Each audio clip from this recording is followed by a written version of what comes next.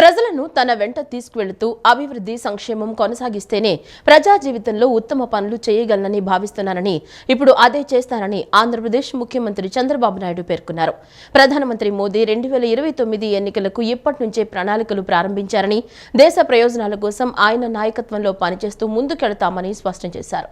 శనివారం ఢిల్లీలో ప్రముఖ ఆంగ్ల దినపత్రిక హిందుస్థాన్ టైమ్స్ శత వసంతోత్సవం సందర్భంగా నిర్వహించిన నాయకత్వ సదస్సులో అడిగిన ప్రశ్నలకు ముఖ్యమంత్రి Chandrababu Naidu సమాధానమిచ్చారు.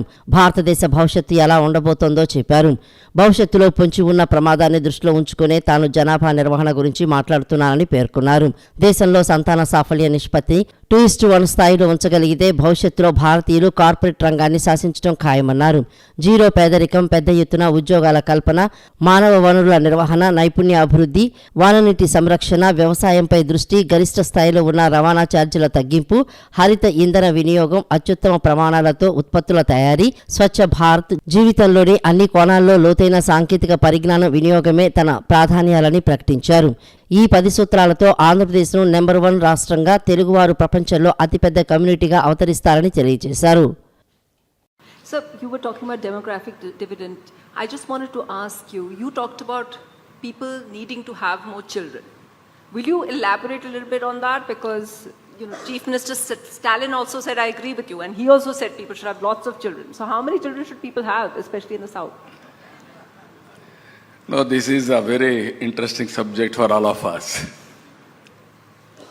Originally, long back, I gave a call, break silence, talk about AIDS at that time.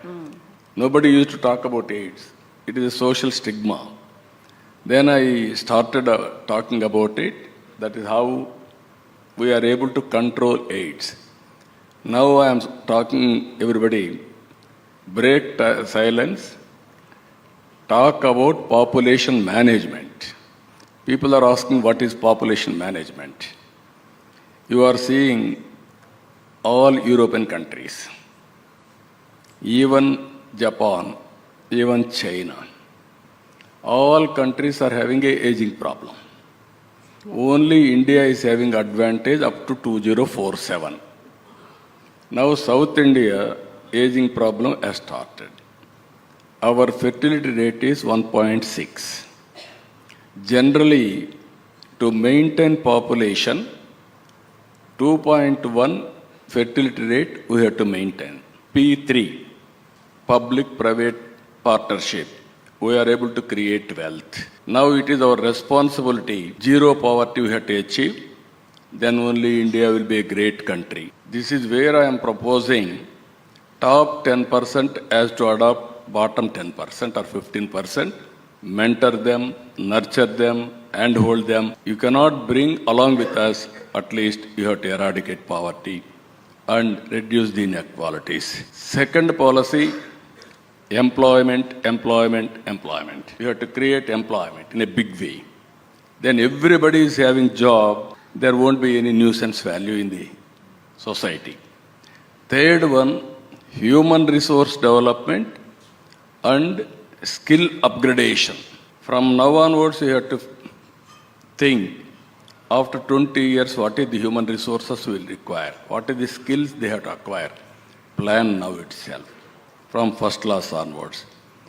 Water scarcity, security, industry, drinking water, agriculture, you have to give water, link rivers.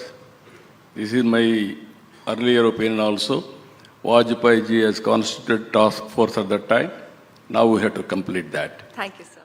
రాష్ట్ర వ్యాప్తంగా గతంలో టీడీపీ ప్రభుత్వం నిర్మించిన టిట్కో ఇళ్లు మాజీ సీఎం జగన్ పిచ్చి చేష్టలతో సర్వనాశనమయ్యాయని పురపాలక పట్టణాభివృద్ధి శాఖ మంత్రి పొంగూరు నారాయణ ధ్వజమెత్తారు. గతంలో తెలుగుదేశం ప్రభుత్వం ఎంపిక చేసిన లబ్ధిదారులను కక్షగట్టి మరీ మార్చేశారని మండిపడ్డారు.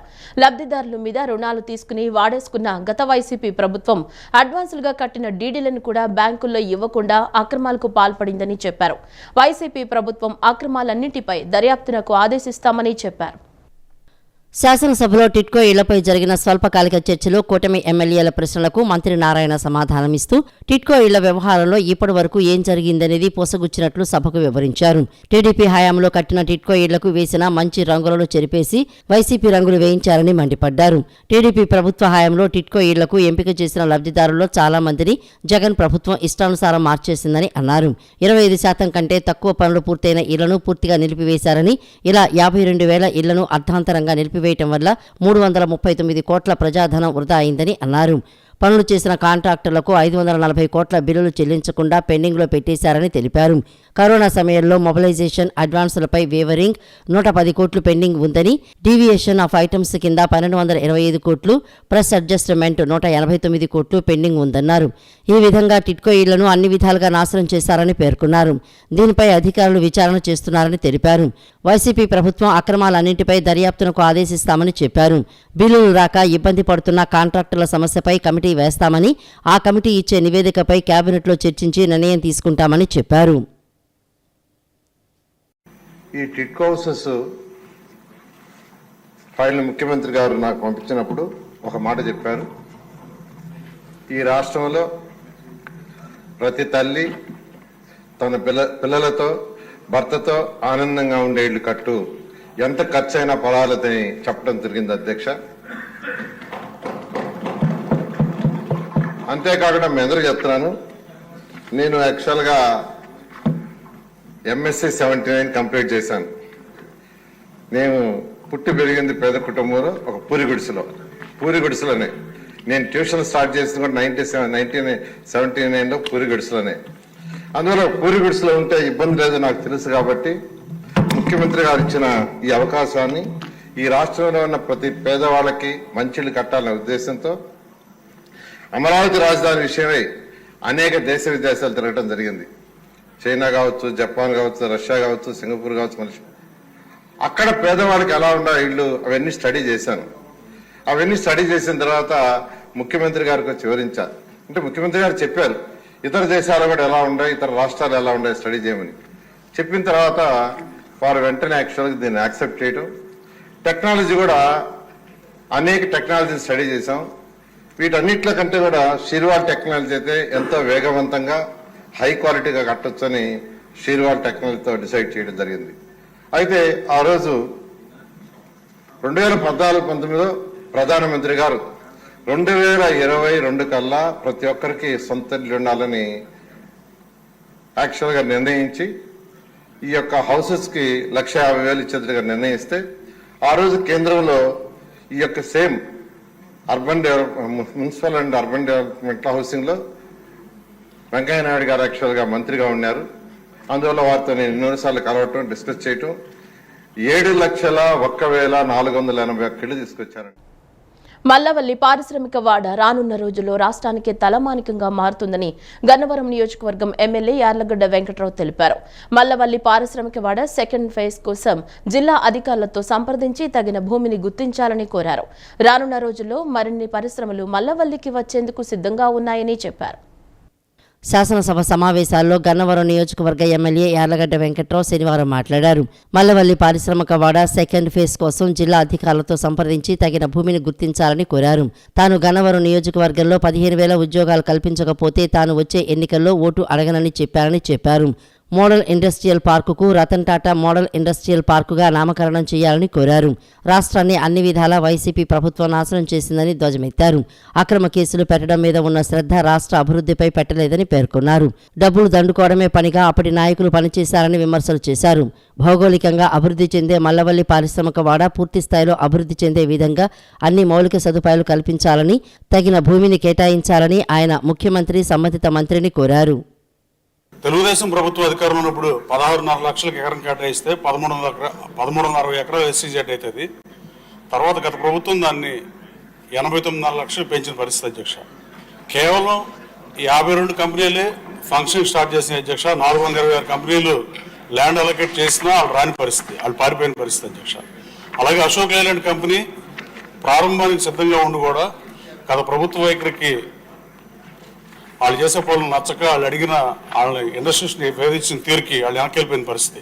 నేను హోల్సేల్ ఎండీతో మాట అశోక్ లేలాండ్ వెనక్కి తెచ్చిన పరిస్థితి అధ్యక్ష.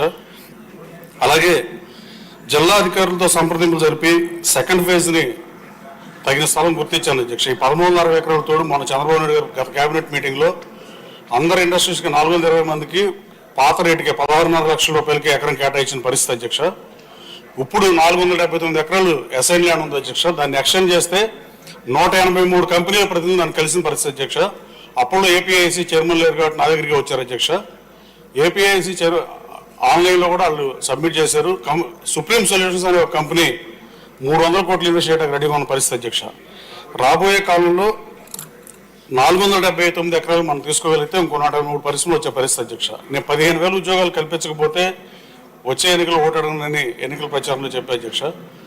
అశోక్ లేని నాకు తీసుకురావడం కానీ ఇప్పుడు మిగతా కంపెనీలకు ల్యాండ్ కార్డ్ అయితే 420 కంపెనీలు రాబోతుంది. మన దాంట్లో పాలసీలో కూడా 6 మాసాల్లోపు స్టార్ట్ చేయాలి, 2 సంవత్సరాలు కంప్లీట్ చేయకపోతే భూమి వెనక్కి తీసుకుంటామని చెప్పిన పరిస్థితి అధ్యక్ష.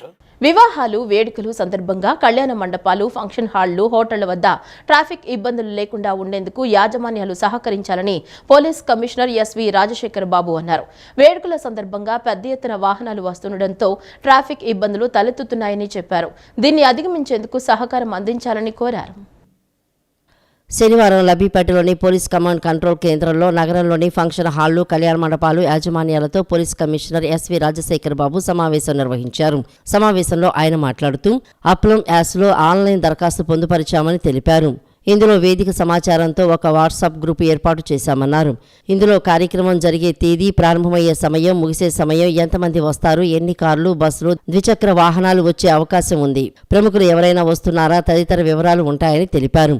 దరఖాస్తులో ఉన్న ఆ వివరాలను పూర్తి చేస్తే ట్రాఫిక్ పోలీసులు ముందు జాగ్రత్తలు తీసుకుంటారని, తద్వారా ట్రాఫిక్ ఇబ్బందులను అరికట్టవచ్చని సిపి తెలిపారు. సైబర్ మోసాలపై ప్రజలకు అవగాహన కల్పించేందుకు సూచనలు, సలహాలపై రూపొందించామని, ఫ్లెక్సీలు, ప్రతులను ఫంక్షన్ హాళ్లు, కళ్యాణ మండపాల్లో ఉంచాలని ఆయన కోరారు. ఎవరితో మాట్లాడినా ఫస్ట్ ఏం చెప్తారంటే, సార్ ట్రాఫిక్ ఒక్కటి బాగా చేయండి, మీకు మంచి పేరు వస్తుందని చెప్తారు. సరే, మంచి పేరు వస్తుందో లేదో నాకు తెలియదు, కానీ ట్రాఫిక్ బాగాలేకపోతే మాత్రం చెడ్డ పేరు వస్తుంది. అదే నిన్న అడిషనల్ డీసీపీ గారికి కూడా చెప్పాను. మీరు ఇప్పుడు వచ్చేటప్పుడు ప్రశాంతంగా వచ్చారు, ఎటువంటి కంజెషన్ లేదు, హ్యాపీగా వచ్చారు. పోలీస్ వాళ్ళు బాగా చేస్తున్నారు అనేది ఎవరు అనుకోరు, మీరే కాదు నేను కూడా అనుకోను. అదే ఒక 10 నిమిషాలు ఆగారు, ఎక్కడైనా ట్రాఫిక్ జామ్ వచ్చింది. ట్రాఫిక్ జామ్ వచ్చినప్పుడు ఈ పోలీసు వాళ్ళు సరిగ్గా చేయట్లేదు, ఈ ట్రాఫిక్ పోలీసు ఈ డబ్బులు కలెక్ట్ చేసుకోవడం తప్పనిచ్చి ఇంకేం పని లేదు వీనికి అనేసి ఒక అపవాదం వస్తుంది. సో దాని గురించే ఈ ట్రాఫిక్ కంజెషన్స్ ఎటువంటి పరిస్థితుల్లో జరగకూడదు అన్న మిషన్తో మేము స్టార్ట్ చేసాం. అందులో ముఖ్యంగా ఈ అస్త్రం అనే ఒక మొబైల్ అప్లికేషన్ని మనం తీసుకొచ్చి ఒక ఆర్కాడిస్ అనే సంస్థతో వారితో మాట్లాడి అసలు మా కండిషన్స్ అనేది ఎక్కడ జరుగుతుంది అనేది మాకు చెప్తే బాగుంటుంది, మీరు మాకు కొన్ని ఆలోచిస్తే బాగుంటుందని చెప్పడం జరిగింది. అంటే మీరు మామూలుగా గూగుల్ మ్యాప్స్ పెట్టుకొని పోతున్నప్పుడు మధ్యలో ట్రాఫిక్ జామ్ అయితే ఒక రెడ్ ఇది వస్తుంది అనమాట. వస్తుందా రాదా? అది ఎలాగొస్తుంది? గూగుల్ వాడు ఎలా చెప్తాడు? గూగుల్ దగ్గర మొబైల్ డేటా ఉంటుంది. ఇటువంటి రోడ్ యూజర్స్ ఎవరైతే ఉన్నారో వీళ్ళ మొబైల్ ఫోన్స్ అనేది, వీళ్ళ లొకేషన్స్ అనేది గూగుల్ వాడి దగ్గర ఉంటాయి కాబట్టి ఆ గూగుల్ వాడు అది చెప్తాడు. రెడ్ కలరు, ఆరెంజ్ కలరు అలా మీకు కనిపిస్తుంటుంది గూగుల్లో. సో అదే మనం ఎందుకు ఉపయోగించుకోవద్దు, అదే డేటా మనం ఎందుకు ఉపయోగించుకోకూడదని మనం ఈ ఆర్కాడిక్ సంస్థతో మాట్లాడి ఇది మాకు లెన్స్ ఇవ్వండి, ఎంత లెంత్, కంజెషన్ లెంత్ ఎంత అనేది మనం వాళ్ళని రిక్వెస్ట్ చేయడం జరిగింది. సీఎం నారా చంద్రబాబు నాయుడు సోదరుడు మాజీ ఎమ్మెల్యే నారా రామ్మూర్తి నాయుడు అనారోగ్యంతో మృతి చెందారు. చిన్నాన్న ఆరోగ్య పరిస్థితి విషయమని తెలుసుకున్న వెంటనే మంత్రి నారా లోకేష్ అన్ని కార్యక్రమాలను రద్దు చేసుకుని హుటాహుటిన హైదరాబాద్ బయలుదేరి వెళ్లారు. మహారాష్ట్ర పర్యటనకు వెళ్లిన ముఖ్యమంత్రి చంద్రబాబు కూడా తన పర్యటన రద్దు చేసుకుని హైదరాబాద్ చేరుకున్నారు. సోదరుడు భౌతికాయానికి నివాళులర్పించారు. కుటుంబ సభ్యులను ఓదార్చారు. సీఎం నారా చంద్రబాబు నాయుడు సోదరుడు మాజీ ఎమ్మెల్యే నారా రామ్మూర్తి నాయుడు అనారోగ్యంతో మృతి చెందారు. హైదరాబాద్లోని ఓ ఆసుపత్రిలో గత కొంతకాలంగా రామ్మూర్తి నాయుడు చికిత్స పొందుతూ మృతి చెందారు. ఈ విషయాన్ని ఏఈజీ ఆసుపత్రి వర్గాలు నిన్న మధ్యాహ్నం ధృవీకరించాయి. చిన్నాన్న ఆరోగ్య పరిస్థితి విషయమని తెలుసుకున్న వెంటనే మంత్రి నారా లోకేష్ అన్ని కార్యక్రమాలను రద్దు చేసుకుని హుటాహుటిన హైదరాబాద్కు బయలుదేరి వెళ్లారు. 1952లో రామ్మూర్తి నాయుడు, నారా ఖర్జూరా నాయుడు, అమ్మన్నమ్మ దంపతుల రెండో కుమారుడు. తెలుగుదేశం పార్టీ అధినేత చంద్రబాబు తమ్ముడు రామ్మూర్తి నాయుడికి 2 పిల్లలు ఉన్నారు. వారిలో ఒకరు నటుడు రోహిత్, మరొకరు నారా గిరీష్. 1994లో రామ్మూర్తి నాయుడు చిత్తూరు జిల్లా చంద్రగిరి అసెంబ్లీ నుంచి ఎమ్మెల్యేగా గెలుపొంది 1999 వరకు ప్రజలకు సేవలు అందించారు. అనంతరం ఆయన అనారోగ్యంతో రాజకీయాల నుంచి విరామం తీసుకున్నారు. సోదరుడు మరణ వార్త తెలుసుకుని మహారాష్ట్ర పర్యటనకు వెళ్లిన సీఎం చంద్రబాబు తన షెడ్యూల్ను రద్దు చేసుకుని హైదరాబాద్కు చేరుకున్నారు. హైదరాబాద్లోని ఏఏజీ ఆసుపత్రికి వెళ్లి తన సోదరుని భౌతిక కాయానికి నివాళులర్పించారు. అనంతరం కుటుంబ సభ్యులను ఓదార్చారు. అసెంబ్లీలో టిడ్కో ఇళ్లపై స్వల్పకాలిక చర్చలో ఎమ్మెల్యే వెలగపూడి రామకృష్ణ మాట్లాడారు. టిడ్కో హౌసింగ్ అనేది జగన్ రెడ్డి పైశాచిక ఆనందానికి పరాకాష్ట అన్నారు. విశాఖలో 2014-19 సమయంలో నిజమైన పేదవారందరికీ ఇళ్లు ఇవ్వాలనే ఉద్దేశంతో చంద్రబాబు నాయుడు నాయకత్వంలో అప్పుడున్నటువంటి కలెక్టర్ యూసీడీ డిపార్ట్మెంట్ వారితో నగరంలోని పేదవారందరినీ ఇంటింటికి సర్వే చేసి 1,23,000 లబ్ధిదారులు ఉన్నారని ప్రకటించడం జరిగిందన్నారు. ఆ లిస్టులు కేంద్ర ప్రభుత్వం వద్దకు వెళ్లటం వల్లనే 5 లక్షల్లో విశాఖ నగరానికి 1,23,000 ఇళ్లు శాంక్షన్ అయ్యాయని తెలిపారు. 2019-24 జగన్ ప్రభుత్వం ఆ రోజు కలెక్టర్ సర్వే చేసిన లిస్టును కనిపించకుండా చేసి సొంత లిస్టు తయారు చేసుకుని లబ్ధిదారులను వారి పార్టీకి చెందిన వారిని వాలంటీర్లను ఎంపిక చేసుకున్నారని తెలిపారు. నిజమైన లబ్ధిదారులకు ఇళ్లు రాలేదని దీనిపై సమగ్ర విచారణ జరపాలని కోరారు. టిడ్కో హౌసింగ్ అనేది జగన్మోహన్ రెడ్డి గారి పైశాచిక ఆనందానికి ఒక పరాకాష్ట దిశ. విశాఖలో 2014-19 సమయంలో నిజమైన పేదవారందరికీ ఇళ్లు ఇవ్వాలనే ఉద్దేశంతో చంద్రబాబు నాయుడు గారి నాయకత్వంలో అప్పటి కలెక్టర్ గారు యూసీడీ డిపార్ట్మెంట్ వారితో నగరంలో ఉన్న పేదవారందరినీ ఇంటింటికి సర్వే చేసి 1,20,000 మంది లబ్ధిదారులు ఉన్నారని ప్రకటించడం జరిగింది అధ్యక్ష. అందులో P1, P2, P3 కింద ఇచ్చేయటం జరిగింది అధ్యక్ష. ఆ లిస్టులు కేంద్ర ప్రభుత్వానికి వెళ్లటం వల్లనే 5 లక్షల్లో విశాఖ నగరానికి అత్యధికంగా 1,00,000 శాంక్షన్ అయింది అధ్యక్ష. విచిత్రం ఏంటంటే 1924లో వచ్చిన జగన్మోహన్ రెడ్డి ప్రభుత్వంలో ఈ లిస్టే కనపడతలేదు అధ్యక్ష.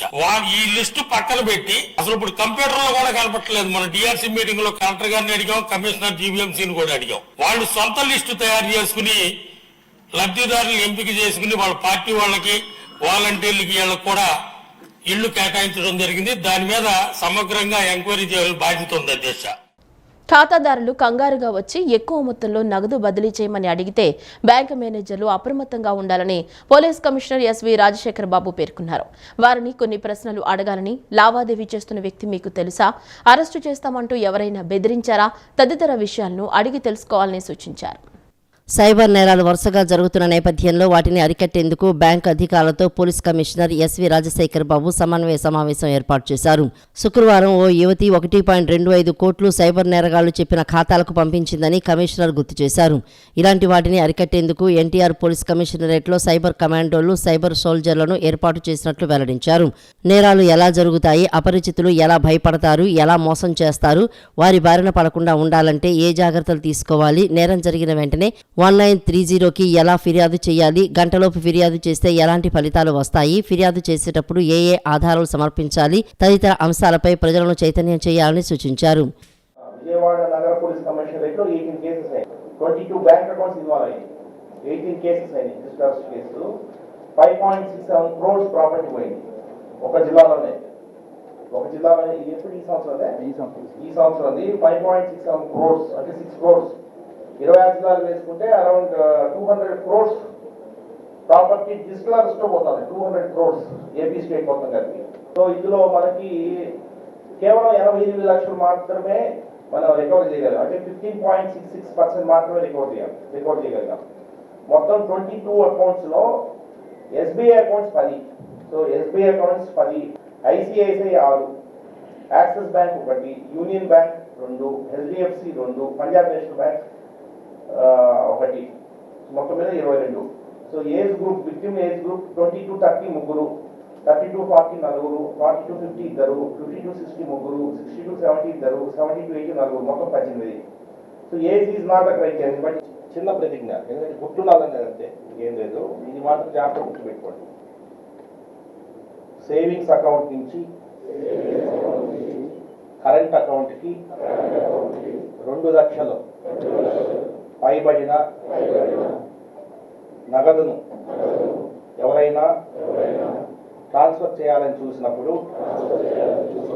వారికి పోలీసు వారు ఇచ్చిన ప్రశ్నావళిని సంధించి వారిని అప్రమత్తం చేస్తానని ప్రతిజ్ఞ చేస్తున్నాను.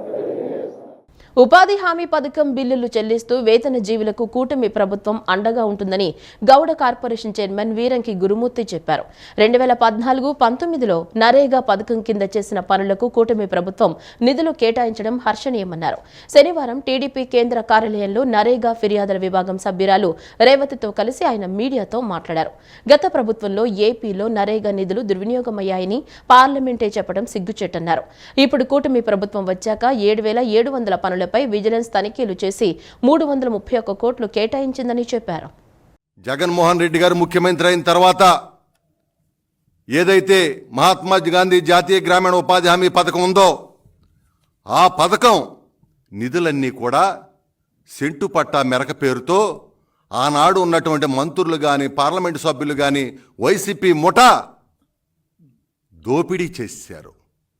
పార్లమెంట్ సాక్షిగా ఆనాడు పార్లమెంట్లో చెప్పారు, దేశంలోనే ఉపాధి హామీ పథకం నిధులు దుర్వినియోగమైన రాష్ట్రం నెంబర్ 1 స్థానంలో ఉన్నది వైసీపీ ప్రభుత్వం అని చెప్పి ఆనాడు పార్లమెంటు సాక్షిగా చెప్పారు.